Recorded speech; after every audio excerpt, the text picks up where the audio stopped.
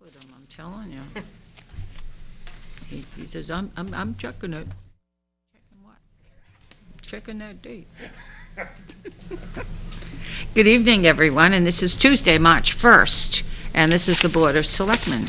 And if you haven't gone to vote yet, it's only 7 o'clock. You still have an hour.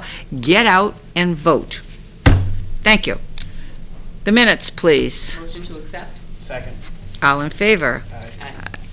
We have with us this evening Ed Buckley, who is our highway superintendent, and he has a report for us. Mr. Buckley, Good evening.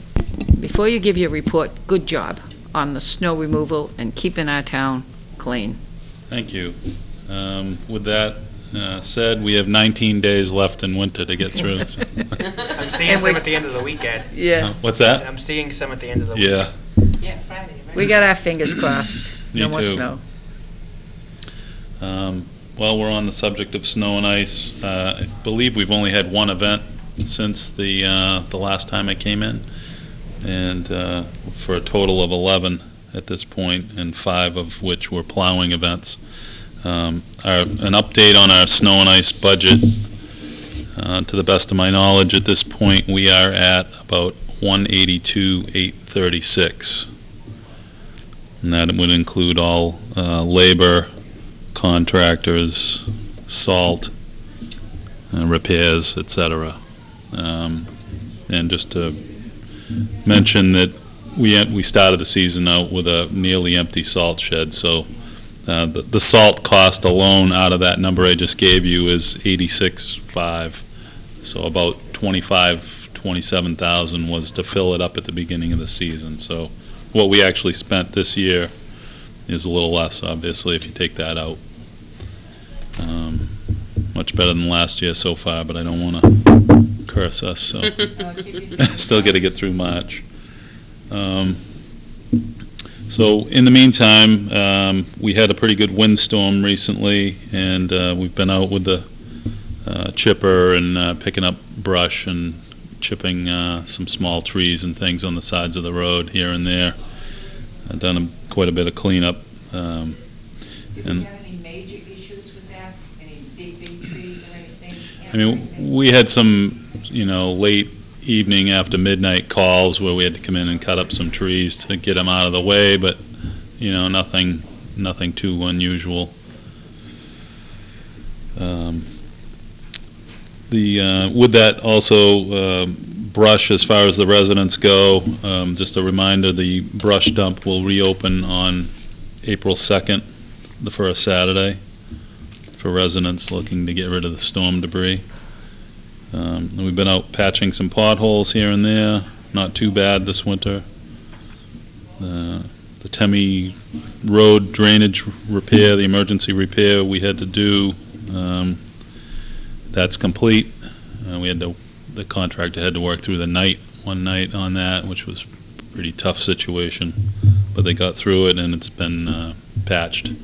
So we're done with that for now. Parks and Rec, they've been working on the Pine Grove at Borden Colony up towards Thrasher Street, that whole area in the woods. They've been going in there and weed whacking and taking out old, dead trees and things like that, just to kind of open that up, clean it up. They're also trimming along the fences of all the ball fields right now, getting ready for the spring season, and doing maintenance on their mowing equipment. So they've been staying busy. Pretty much business as usual at the transfer station. We had a few Saturdays recently where we sold stickers, and that's been completed. That's all I have. Any questions or comments? Yeah, just one brief one, Ed. I've noticed that very recently, some of our advisory signs, there's some graffiti on the back of them. Okay. And I can get you some of the areas that I've seen, but, and I don't know how your budget looks, but maybe we can start working towards replacing some of them or cleaning them to get rid of it appears to be gang-related graffiti. Yeah, if you can shoot me Yeah. a list of locations. I think I've seen a couple myself. Yeah, but- yeah. They just started popping out to me, why, I don't know, but, Okay. yes, Gang related. yes. clearly just driving through Raynham. Yes, Yes. driving through Raynham. Yes, and tagging our signs. Yes, just like the football, or the baseball Yes, mailboxes. yes. But other than that, thank you, Ed. Okay, thank you. Thank you. Karen? No, nothing. Thank you very much. Thank you, Ed, very much. We have no appointments this evening, no public hearings. Do we have any new business? None? None, Old business? None. none. None. Randy, some report? On our Director of Planning and Community Development, trying to set up the last interview.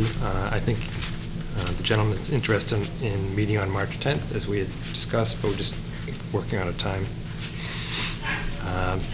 On the FY17 budget, Finance Committee is meeting with some of the larger departments tonight and the next few weeks.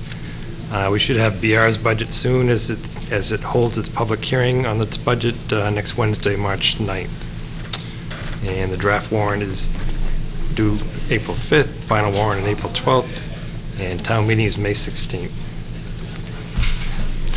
That's a Monday, Ed.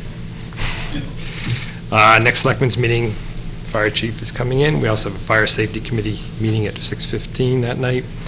I have a meeting tomorrow, Sursage Monthly Meeting at 9 a.m. in Mansfield. Our TIF Committee meeting is Tuesday, March 15th at 6 p.m.